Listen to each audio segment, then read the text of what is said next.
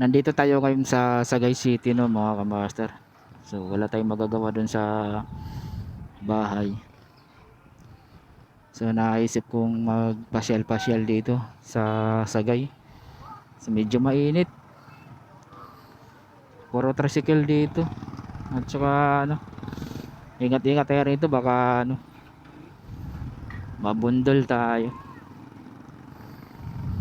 Pero napapansin ko rito, um, parang hindi uso yung helmet ng mga riders. Yun oh, nakikita natin, wala silang helmet. So hindi lang kayo nag-iisa, halos lahat sila walang helmet. Ayan oh. Yan oh, mga kamaster, walang helmet. Ayun, may traffic enforcer. Ibig sabihin, legit dito yung ano, legit dito yung wala kang helmet ng mga kamaster. Yan, ito may helmet. Yan, pag naka-helmet ka rito, ibig sabihin, mahal mo yung buhay mo, dinidepensahan mo yung buhay mo. Kasi hindi natin maiwasan na mabangga ka rito o ano, maaksidente. Kailangan mag-helmet tayo. Kasi ito yung pinaka-safety, no, 'di ba mga kamaster? Ayun, may enforcer, ibig sabihin, legit dito yung ano, walang helmet. Allowed dito sa city ng Sagay City. Hindi sila hinuhuli ng mga kamaster. So, ikot-ikot pa tayo dito dahil sobrang init. Alas 3 ng hapon. Kala ko okay yung rides natin dito. Yan. Mag Namasyal lang ako rito ng mga kamaster, pero ano mainit. Sobrang init. Kaya babalik na lang ako ng Old Sagay at maghanap tayo ng punong kahoy doon. Ayun, walang helmet. Yan. Ibig sabihin legit dito na walang helmet. Kasi dumadaan sila sa mga ano dumaan sila sa mga traffic enforcer at hindi naman sila hinuhuli. Ayan, babalik tayo.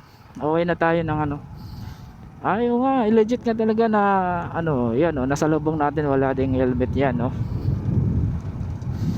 So ibig sabihin, sa madaling salita, legit dito ang mga kamote ng mga kamaster sa hometown ko. Sa pasensya na ng mga ano, nasabi ko na walang mga helmet dahil first time ko lang din kasing magsakay ng motor na papunta rito at ngayon lang ako ng motor dito sa hometown ko. So wala silang mga helmet, 'di ba? Yan. Ayun nga, nasasabi ko na legit dito yung walang helmet. So huwag natin ipa-viral yan na hindi tayo nag-helmet dito dahil hindi man tayo hinuhuli rito ng mga enforcer. Kailangan pa rin natin mag-helmet dahil nakapadelikado. Nakaraan may nabanggaan doon, no. Siyempre patay talaga yung rider. Number 1, walang helmet, nabagok yung ulo. So hindi pwedeng hindi tayo mag-helmet dito para madepensahan natin yung ating sarili. Kung mahal natin yung buhay natin ng mga kamaster. Ito yan, naka-helmet. Ibig sabihin, allowed siya na ano. Ayan, dito tayo. Ayun, walang helmet. Ayun, walang helmet din, no. Ibig sabihin, allowed talaga dito yung walang helmet. So yun na. O, diba?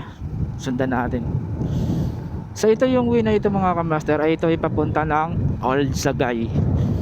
Kanina doon tayo nag-ikot sa Sagay. Ito papunta ng Old Sagay. So uwi tayo dahil namamasyal lang tayo doon. Wala naman pala tayong makikitang magandang mga footage doon. So gagawin natin, magbablog na lang tayo. Ay ito, nagko-content lang tayo dito sa ating hometown. So ito yung mga nasusundan natin na yun ay walang helmet, mag-asawa. So wala tayong magagawa niyan, diretso na nila yun eh. Kasi kung legit ka na riders na alam mo sa buhay mo na proteksyonan mo yung sarili mo para sa pamilya mo na makauwi din kayong ligtas, hindi natin maiwasan dito na maaksidente tayo. Hindi man natin sinasabi na hinihiling natin na maaksidente na tayo, At least ano, yung panigurado na lang ba? Kasi isang pagkakamali lang, hindi na natin maibalik yung buhay natin.